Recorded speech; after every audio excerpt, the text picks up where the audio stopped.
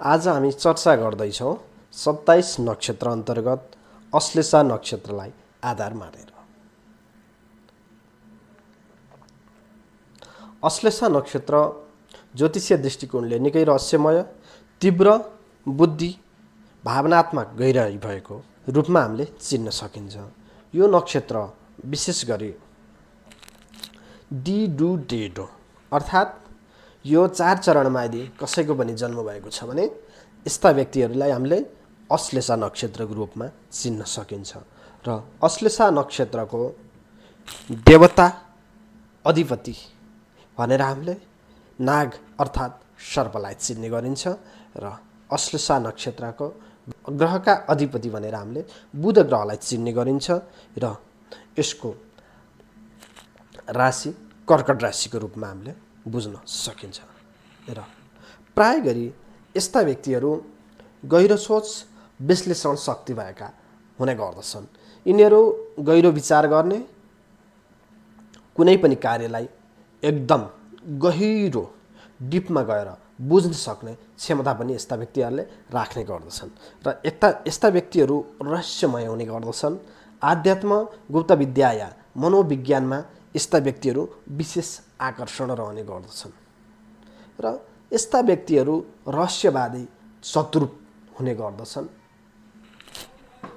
कुनै पनि कार्यमा गहिरो रूपमा जोडिन सक्ने, चाहे त्यो प्रेम, चाहे सम्बन्ध होस्, चाहे विच्छेदको रूपमा होस्, यस्ता व्यक्तिहरू गहिराईसम्म पुग्ने गर्दछन्।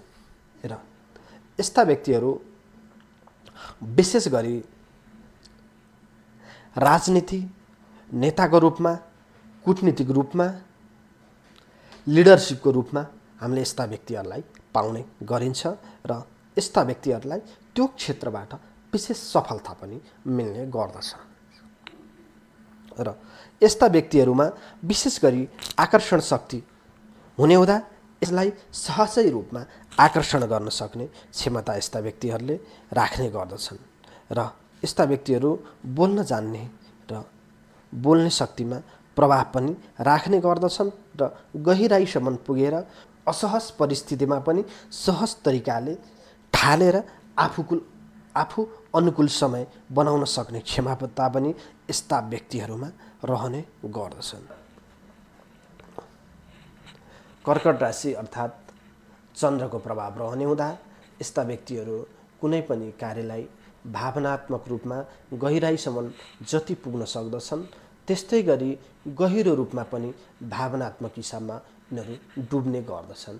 र कोही प्रति छिट्टै विश्वास गर्ने वा कसैले केही अनावश्यक कुरा गर्दा पनि त्यो कुरामा झट्टै विश्वास। यो नक्षत्र अन्तर्गत नक्षत्राधिपति बुध ग्रह भएको हुँदा बुधले वाणीकारक वा कुनै पनि कार्यलाई वाणीको रूपमा वाक् चतुरता स्वरूप कुनै पनि कार्यलाई सहज रूपमा, सहज तरिकाले हासिल गर्न सक्ने क्षमता पनि यस्ता व्यक्तिहरूले राख्दछन्।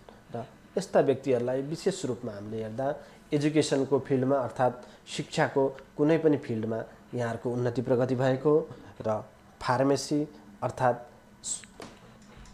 डक्टर क्षेत्रमा पनि यहाँहरूलाई राम्रो सफलता मिल्ने र लिडरसिपका क्षेत्रमा वा आर्टको क्षेत्रमा यहाँहरूलाई राम्रो उन्नति प्रगति भएको हामीले देख्न सकिन्छ।